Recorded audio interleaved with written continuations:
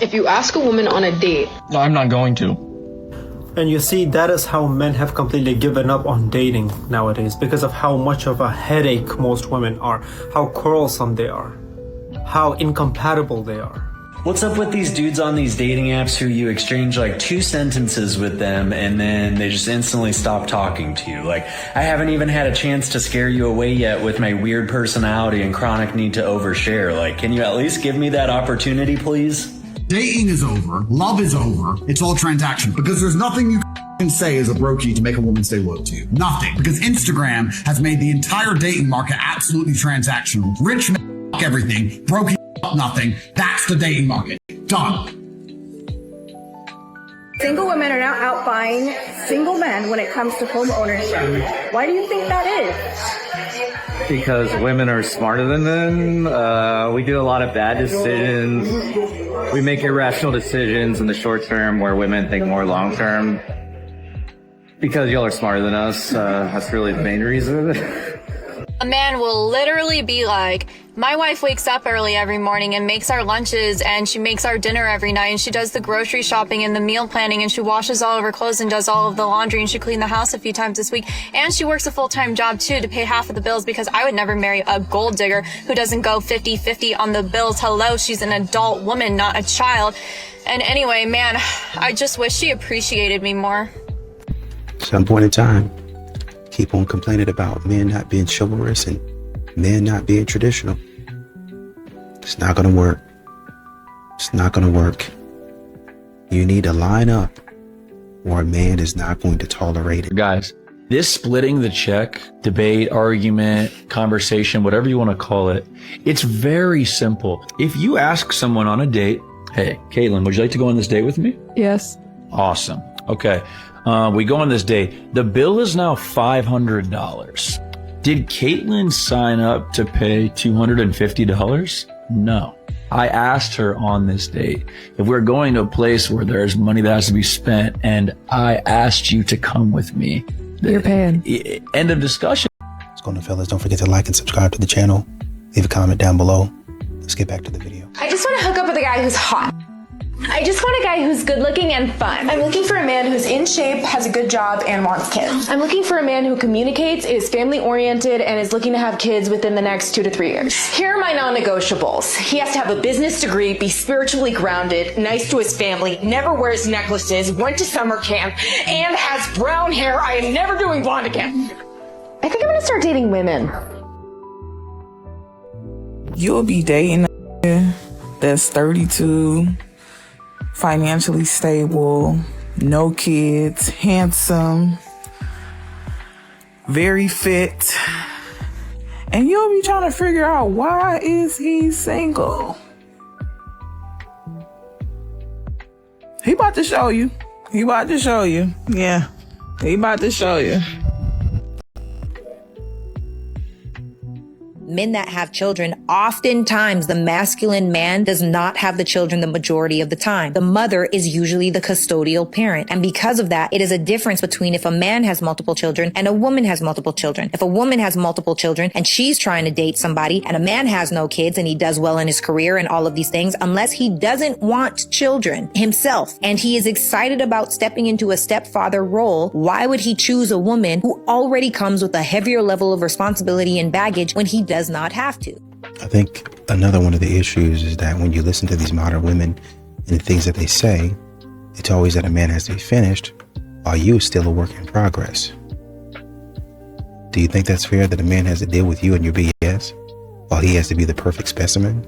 The avoidant woman, the avoidant attachment style woman. How do you know if you meet one or have one? This is what you do. Patterns never lie, my brother, never. Her past is the single best predictor of the future. Here's one question I have for you. How have all her relationships ended in the past? Patterns never lie. And with that, finish your coffee and I'll see you tomorrow on the Daybreak Show, your home of sanity, clarity, and reason. If he leads properly, I will submit naturally. I will submit naturally. There's some good men out there. But what it is now, it's the women. It ain't the men no more. The women going bad. The women's going bad. It ain't the men's now. It's the women done gone bad. You gonna flip the script on us? Yeah, it's the women done gone. You a woman yourself. I'm a woman myself, but I don't do half the things I see these women do now. They don't care no more. But that's when the men don't respect them. That's why. Let me tell you something, Amber. You got to give a man respect to get respect. Men, be honest, if you were seeing a girl and she never cared about what you did and never even checked in about where you are, what you're doing, would you behave better or worse? He's probably going to just think that you don't like him very much, because when you like somebody, you're kind of interested in their life. You're going to want to know like what's up and how their day was. Men have started going their own direction and quit fixing the mistakes and the foolishness. And some of the stuff is not even a mistake. It's just you doing whatever you want to do and expecting a man to save you. And when I, as a man, have stopped doing that, my life has gotten a lot better. Hey Mom, I'm just at Winter Market with my boyfriend. We're just looking at the Christmas tree together. So this is Dan. Hi, I'm Dan, and we're at the Winter Market because I have a lot of money, and it's a lot of it's in gold, but I am really I'm gonna. Don't worry about me.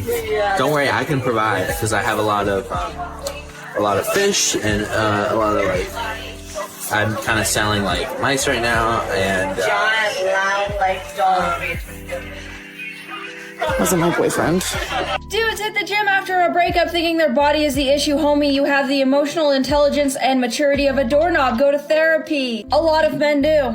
And some of them don't get good results. And now I'm not advocating against it at all. I think therapy is a wonderful thing and more people should do it. I actually know more men going to therapy than I do women going to therapy. So I mean, if that doesn't tell you that a lot of men are focused on improving themselves, I don't know what does. But for a lot of men, talking for an hour about how they feel does not feel like progress for them. Especially the men who are wired more towards like action and results. Gym is great for that because what you put in, you get back out. And it's pretty quick. And of course, there are some therapists out there that aren't that great. They're average at best. And I'm not dissing them. I know there's a lot of great ones out there as well. Sometimes it can take some time to find a therapist that's great for you, that kind of matches and fits with you. If someone's talking to a therapist that's not quite right for them, it can stall someone for months or years. And for a lot of men, the gym can help their mental state from day to day. Because let's be real here, after a bad breakup, sometimes just getting out of the bed in the morning and taking a shower or eating a meal feels like this huge task. So if someone just gets out of a breakup and they're capable of going to the gym for their mental health, I think that's wonderful. Now, I do think you should put your best foot forward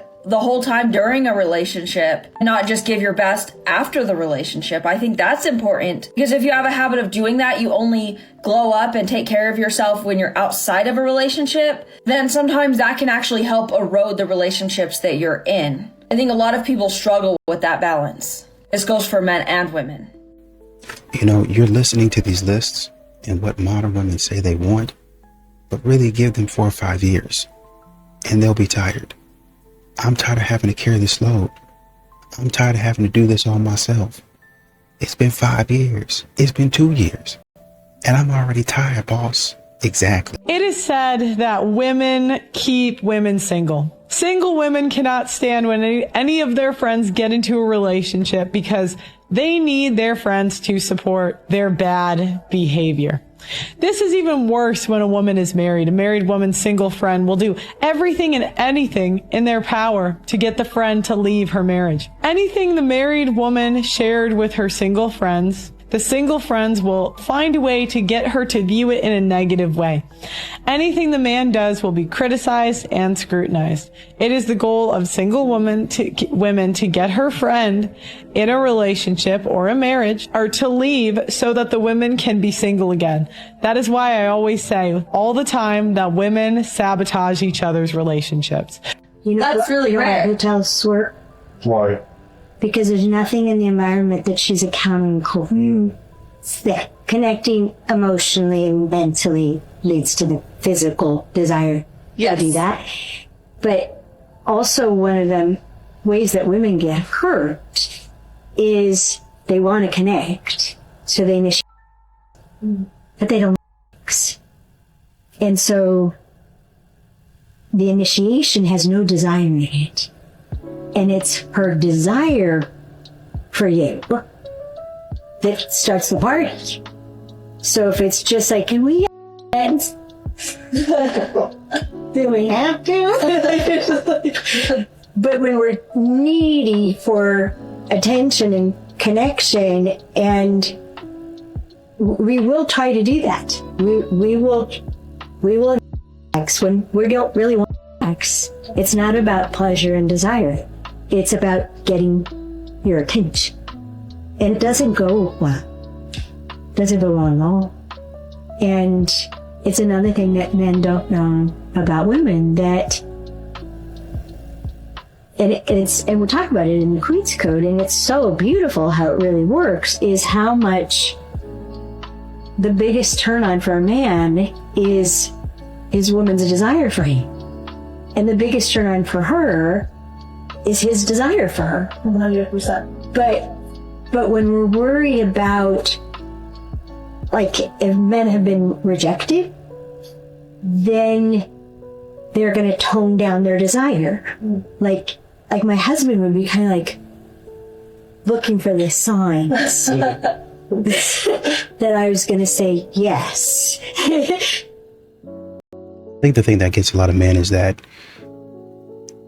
women actually, a lot of these modern women actually expect them to continue taking the gamble when they continue to lose. You know what I mean? I continue to get nothing back. It'd be one thing if I was hitting on something. Oh man, I hit on something. Why not try it again? But I've never hit on anything. Why would I continue to take that gamble? Yeah, boundaries need to be the strongest with somebody you like. Like, because that is the likelihood that you about to get violated, and you won't allow it. Motherfuckers gonna start talking sideways, say little slick comments. You say something, and they overstep, and you like, hold on. I was thinking on business. How the fuck did I get here? Yeah. You need a safe word for yourself. When you feel it slipping. Because as somebody with strong marriage, you know when that starts slipping. Pineapples or whatever. Whatever. You get that feeling in your stomach, in your heart, like, hold on. You sit the up. I was leaning back, but now I'm sitting up because you're talking crazy. Make sure it's strong. Make sure you got your safe word. Modern women don't really know what they want, right? You want a man to take the lead in a relationship, but then you want him to also respect your independence. I'm independent. I don't need nobody. I want you to be decisive, but don't be so decisive that I can't be independent. You got to be so decisive that you got to know when I don't want to be independent. And you got to know when I want to step in and be independent. That's the type of man that I want. You got to know when I want to be told what to do versus when I don't want to be told what to do. And when I don't want to be told what to do, you just get out the way. I'm married in 2026. This video is for you. One of the biggest prayer you should pray as a woman or as a man is not just God, give me a good wife, or God, give me a good husband, someone that has money, someone that will take care of me. No. It's a very good prayer. But you should add this one because this one is major. God, may I marry into a good family. One of your biggest flex as a woman, as a man aspiring to marry, is to marry into a good family. Ask people that have married into a bad family. Ask. They will tell you in the comment section. And then ask people that have married into the best of family. They will tell you on the comment section. I host the best of weddings in Nigeria. As a matter of fact, I'm hosting one now. But this is a major advice. If you marry into a bad family and your husband is good to you or your wife is good to you, it's energy. It's all those, I'll just marry, we'll just go, me and my husband will go and live, or me and my wife will just go and live. Ask. It's one of the biggest. And a lot of times, what you might find with modern women is sometimes they know they're doing it and they do it intentionally, But then other times they'll do it subconsciously, where you have a man that's continuing to audition. You're still comparing him to an ex-boyfriend, Chad or Tyrone, or some sort of guy, something like that you met somewhere, that you were in a situationship with. But, well, he's not like this guy, or he can't do it like this guy, and my ex set the standard, and all that other nonsense. And eventually men hear that and they leave. So a good man that you had on the hook eventually leaves because you're talking nonsense. Oh, he's not really, he ain't a real man. He didn't step up to the plate. I ain't trying to step up to no plate. I ain't trying to do none of that. Because this is not a one-sided audition to where you make all of the rules. We're both trying to put our best foot forward for each other. But it seems like in some form or fashion, only one of us. Women, black women in particular, need to lay off of that strong thing. That's a trap, because when you say words like strong black woman, it makes us superhuman, and it makes people think, we can conquer anything. You want to be strong, but that can't be your label. When God is ready for you to leave a relationship, He doesn't remove the person. He exposes them. And it's up to you to do your part. He will make staying hurt more than leaving. That's when you know.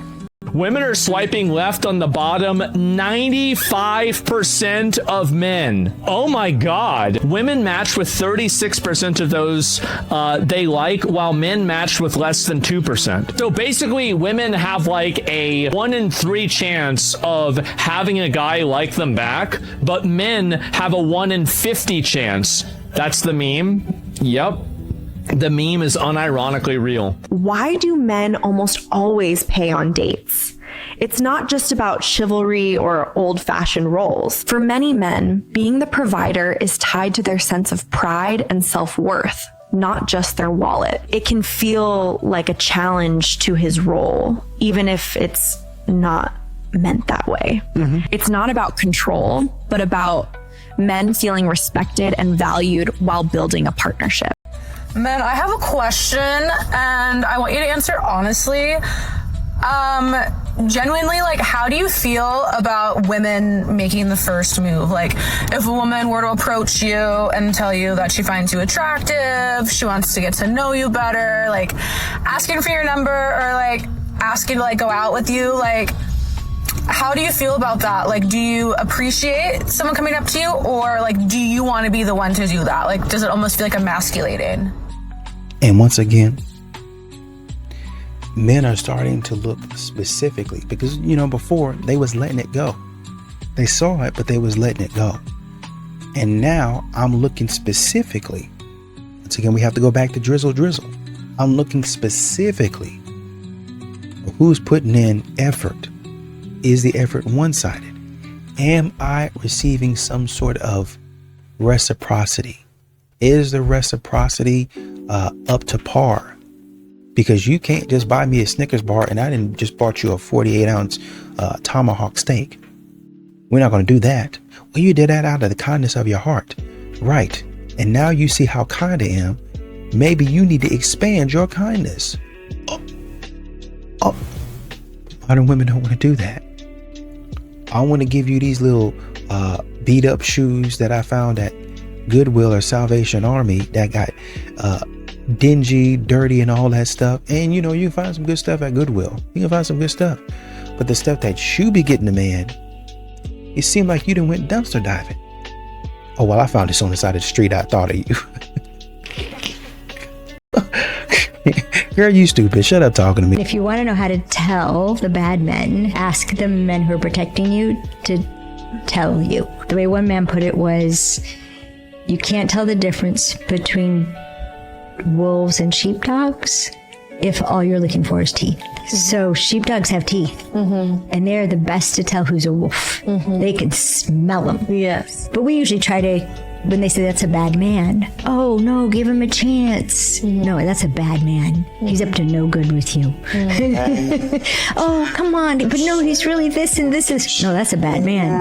And so they stop telling us who the bad men are because we just argue with them. Pick a woman that wants to have sex with you. Stop begging a woman to have sex with you. Stop. Why do you have to beg a woman? You don't have to beg a woman to have sex with you.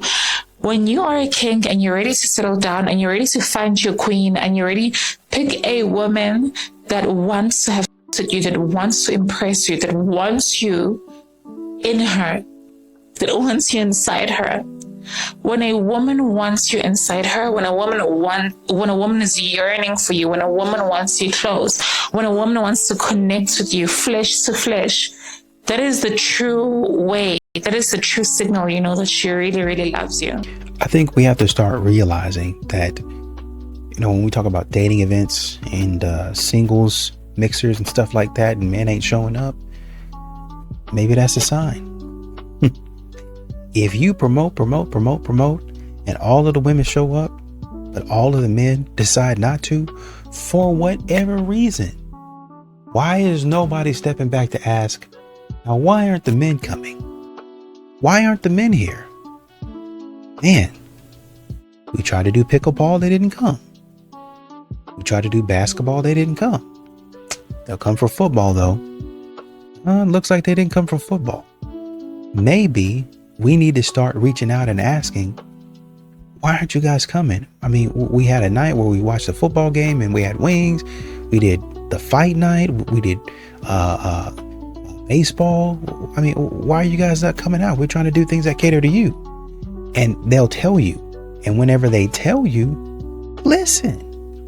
Matter of fact, you don't even have to ask. You can just go in a comment section and see what men are upset about and what they're worried about, what they're concerned about. But do you think that people listen to men and what they be talking about?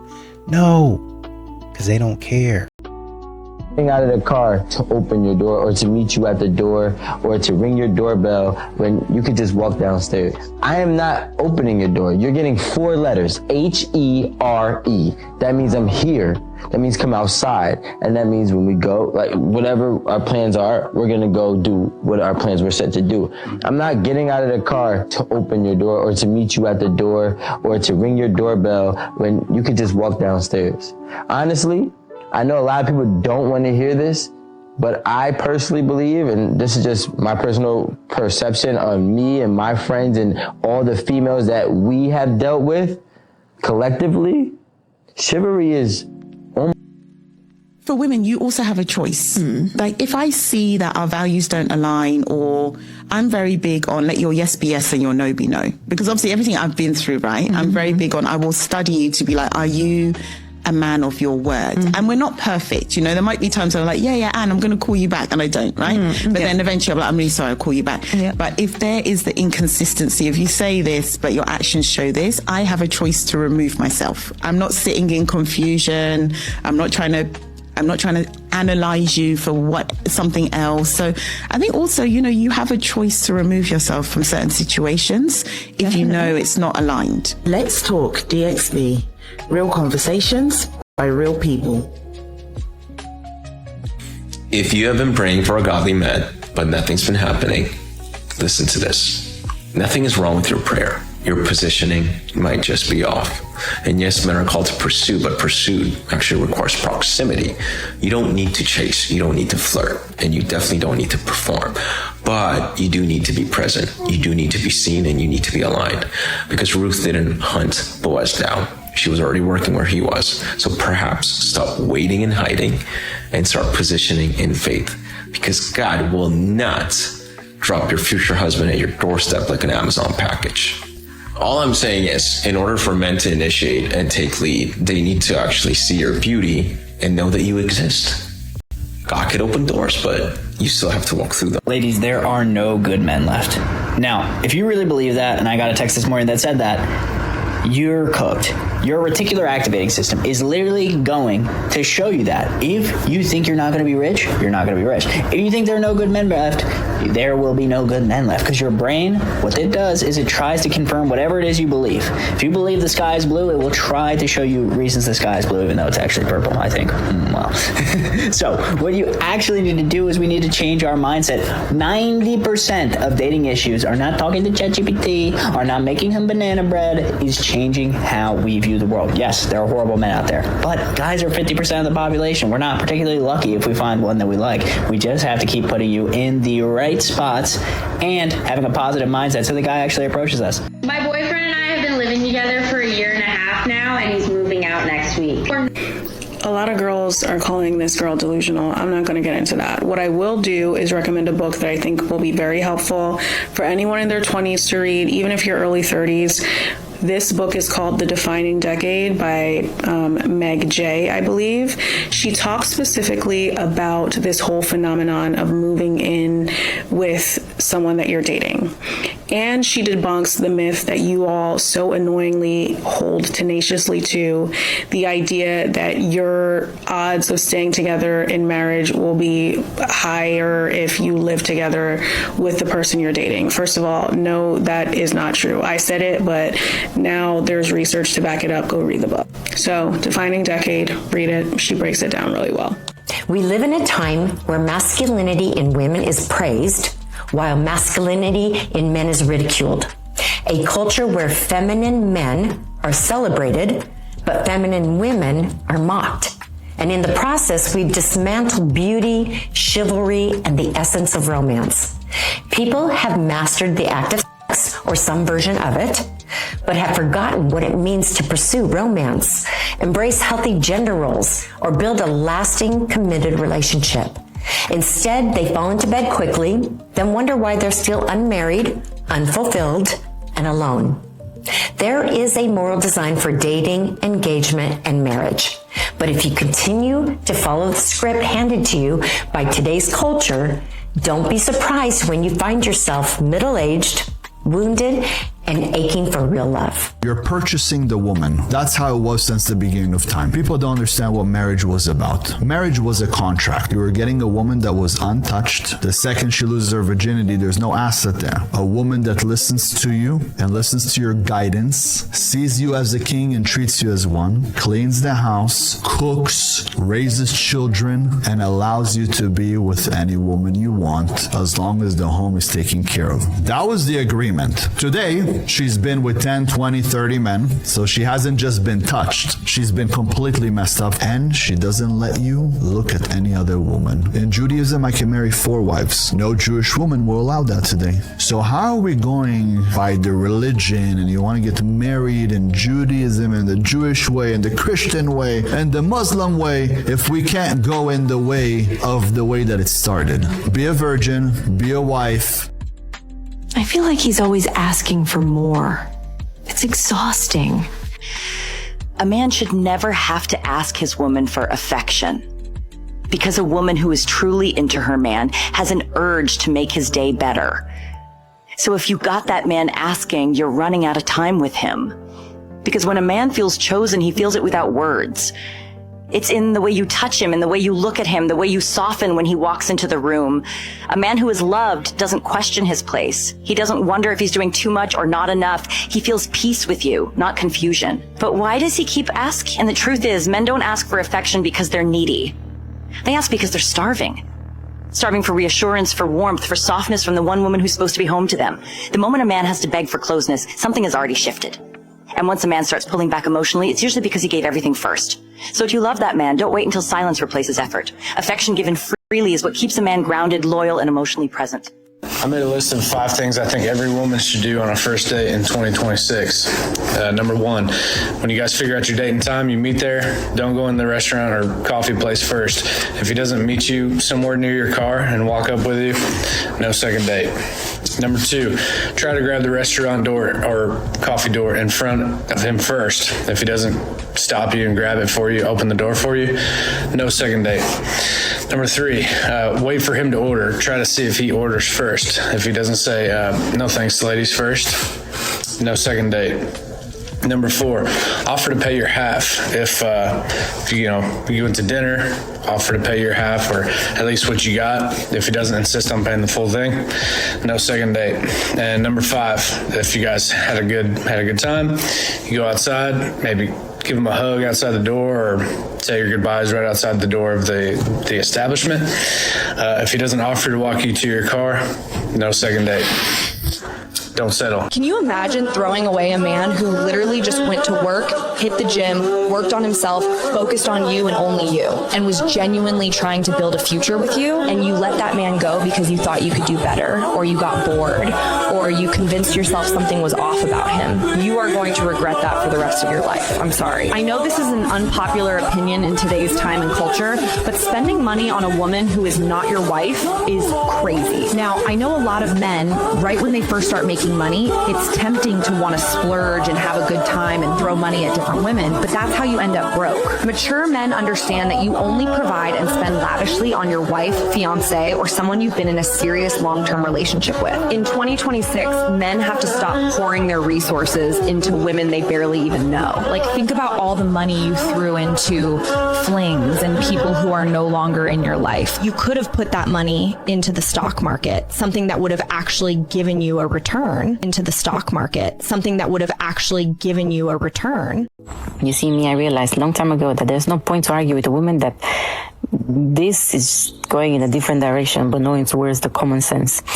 Like when you see me that I'm posting videos where I say stuff like, like a woman should be submissive towards a man. If the man is respectful, loving, caring, loyal. But it still doesn't make sense to them, even though I'm saying all these nice words and I'm literally telling you something that is just so beautiful, but they still just focus on that submissive word, like, why? And I'm like, I understand. You're the type of women that'll be like, oh, women are better than men. Women can do all the things that men can do. They're no better than no. Go build a house. Go carry all these heavy bricks and stuff. Go to war and go through mud and go risk your life for a living and stuff. Go shooting and all that stuff. Go do it if you want. Me, I'm so peaceful to be at home. Just want to get my husband and have some kids and just cook and look after the kids and look after my husband and have a peaceful little girl loving life. You lots that are so miserable and think that that's something horrible to do, stay with the men that will treat you like rubbish. Crazy work. I've learned to accept, as a man, I am only loved if I'm useful. I've learned to accept when someone calls me, it's because they need something. They're not asking if they can help me. I've learned to accept, as a man, the love for me is conditional. As a man, I've learned to accept not a single person who tried to break me was a stranger. I've learned to accept dad is always the bad guy. I've learned to accept if I am not useful, I am not wanted. What are some of the hardest truths you've learned to accept as a man? And leave it down in the comments.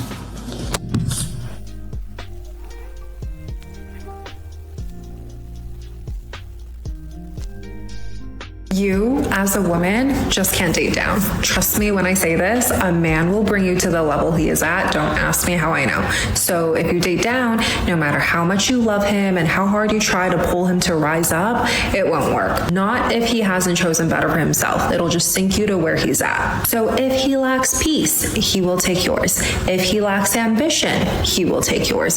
If he lacks confidence, he will take yours. And they think they're okay with that, but over time, his insecurities, his ego, his jealousy will get the best of him. That's why women who date down tend to go down. That's also why a lot of women have a hard time leveling up in a relationship when he wants to stay where he's at, because he's literally energetically pulling her down. Hence the post-breakup glow up that we're all so familiar with. And I know it's twisted because you saw his potential and wanted to invest in him, but that energy is honestly better spent investing in yourself and finding a man who's actually a true match, not just a project for you to work on. You seeing his potential won't change him, but his direction will always shape you. If a man is not putting money in your hand and walking away from you, he is not helping you. Once again, if he is not dropping money in your lap and then walking away from you afterward and leaving you alone, he is not helping you. If he is not offering his protection and service to you and then immediately turning around and walking away from you and leaving you alone, he is not helping you. If the help that he is giving you requires you to give him something in return, he is not helping you. Men are not helpers. They do not do kind things for others, especially women, without wanting something in return. You will be very hard pressed to find a man who just runs around doing random kind deeds for people without requesting something in return from those people. And especially when it is a woman.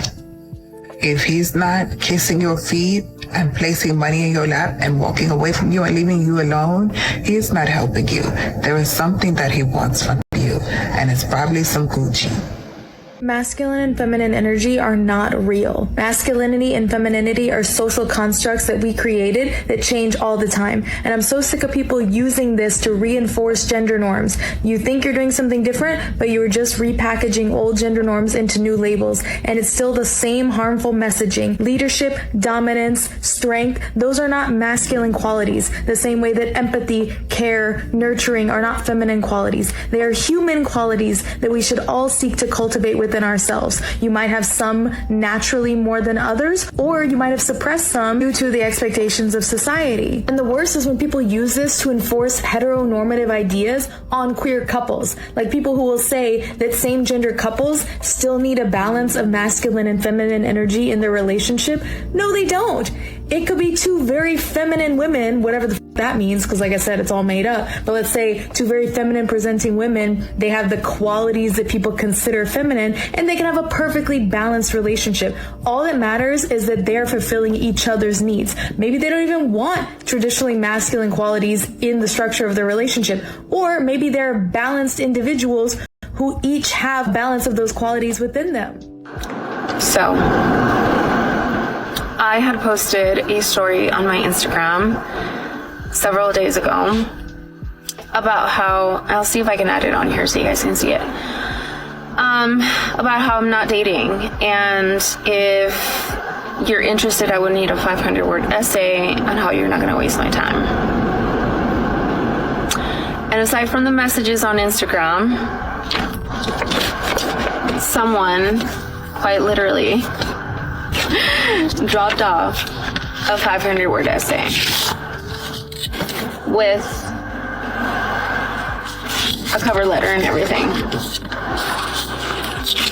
and references. And this one's cute. A copy of my nephew's 5-star rating.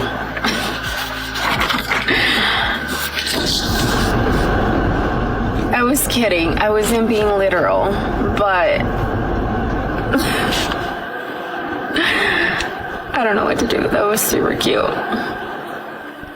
Anyway. Oh, and photos. The photos were attached.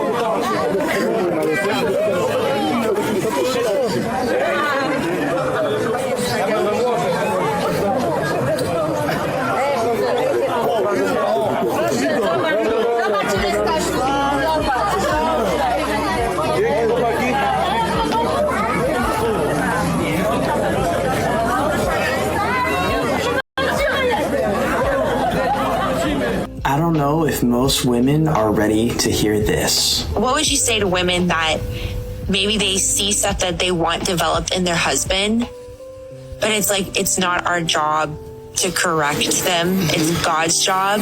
Yeah. How do they handle that? Okay. So there's a king and a fool in every person, and the one you speak to is the one you will see emerge. Oh, wow.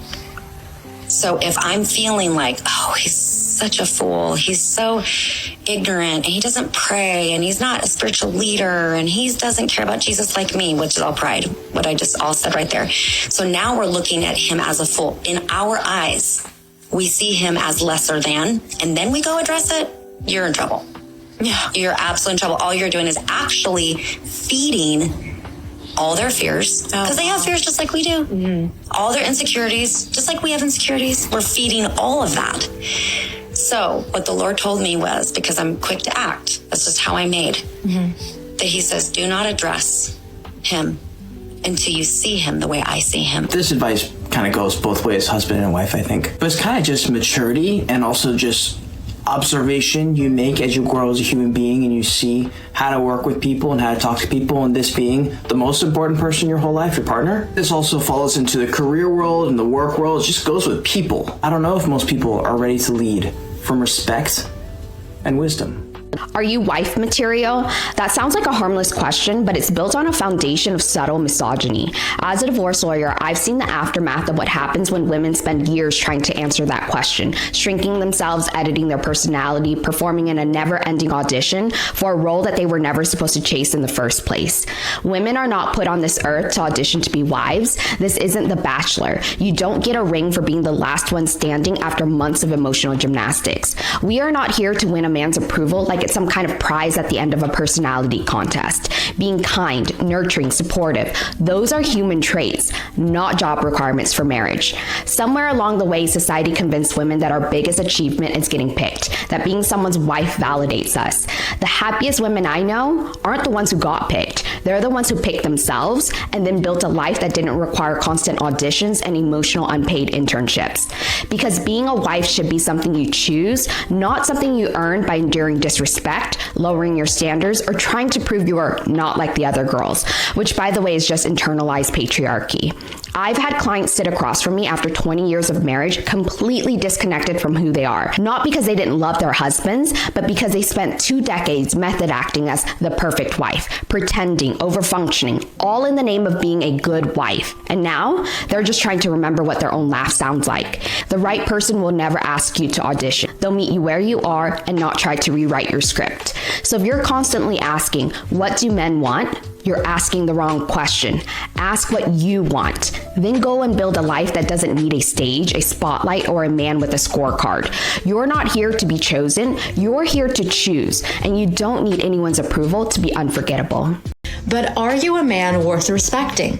So many men find themselves in relationships where they're not being respected or appreciated. And so they tell themselves, okay, well then I'm just going to go find it somewhere else. I'm going to go flirt with another girl. I'm going to go sleep on another girl and cheat on my wife, or I'm going to go, watch porn. Whatever it is that you do, you're outsourcing that validation.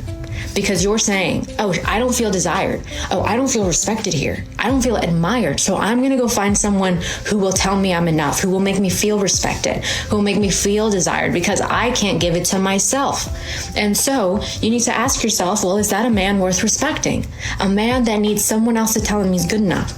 Because the fact that you justify your wife's behaviors because you're staying in the relationship is the exact reason you justify your own.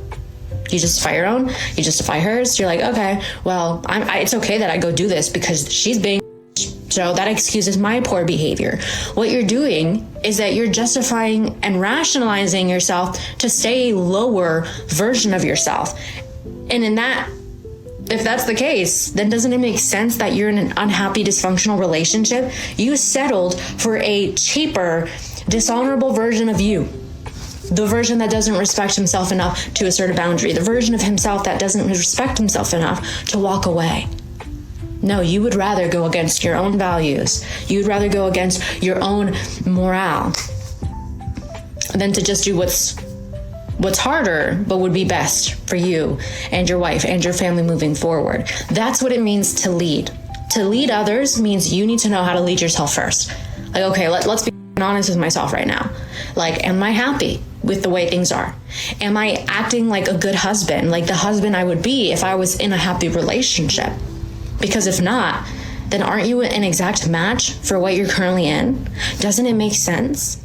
And really, I think in a lot of these situations, what it comes down to is modern women want something, but then they want to modify that something, right? And so you have men that'll be men.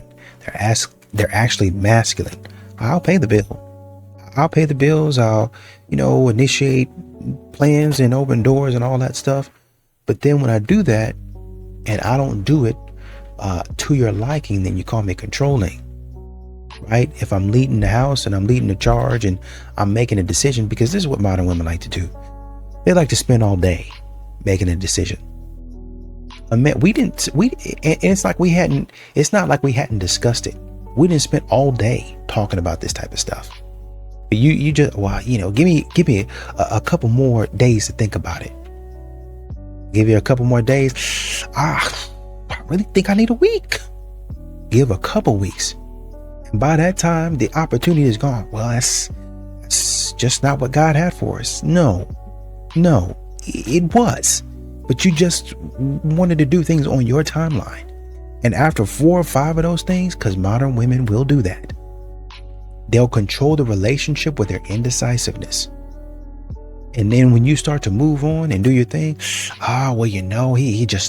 it's just something about him. He just moving when he shouldn't. And let me tell you something, ladies, when a man wants to move too fast, that's of the devil. No, it's not. The devil ain't got nothing to do with that.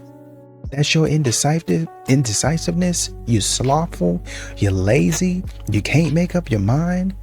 Analysis, paralysis, whatever you want to call it. But you need to, it's not even therapy. You need to learn, start making some decisions and sticking with it. See, what happens is modern women get out here and they don't like consequences. They want everything to go smoothly. And what I'm really trying to get you to do, sir, is I'm trying to get you, if we go with this decision, you take the blame. You make it right. I want to guarantee that everything is going to work out 100%. And if it don't, you take it on the chin. Every single thing. And that's why modern women get out here and they be talking about, well, if he take you out and he don't like you, then get some property out of him. Make sure he gives you that bag, or make sure he gets you some property, or make sure he gets you a car. Do you know what you're asking, silly? You're asking a man for, you just spent 5 minutes with the man. You're asking a man for a whole property, a whole house. Are you slow? Are you slow? Are you okay, ma'am? But this is what these modern women are doing today. A man go out there, take care of his responsibilities, doing what he's supposed to be doing, and can't get the woman to move. Can't get the woman to move. I want a man to do this, and a man do all of it. I just really ain't sold. We really need to go. Don't rush me. You trying to love bomb me. That don't even fit right here. Oh, well, yet see, you always trying to play on my words. Girl, go back to therapy. You're a psychopath.